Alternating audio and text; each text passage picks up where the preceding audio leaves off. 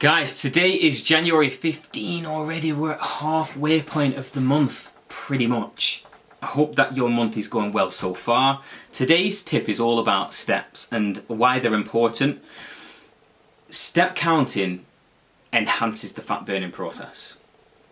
They also don't impact recoverability for strength training, and they are low impact.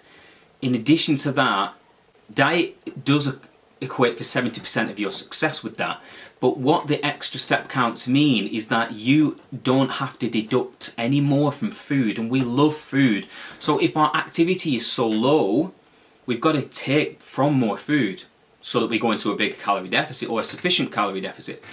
Whereas when step counts is at the standard, say 8 to 12,000, those extra calories we burn doing those walks means we can have more calories that day.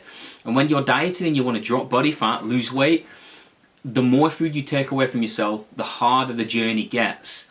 So that's why we want to use all of the tools we possibly can, and step count is definitely a very good tool. And if you've got a busy life, just split your step count. So do an AM, a lunch and a PM walk instead of putting it all into one, because that might be quite mentally fatiguing. You're like, oh, I've got to do all my steps now.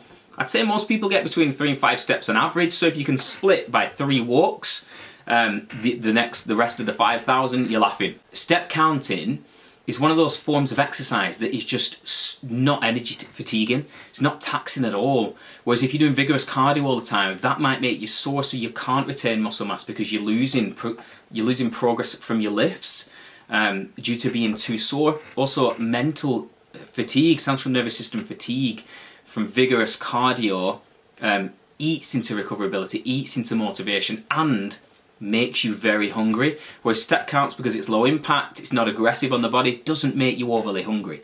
So step counting is such an important thing to add to your arsenal when it comes to achieving your fitness goals.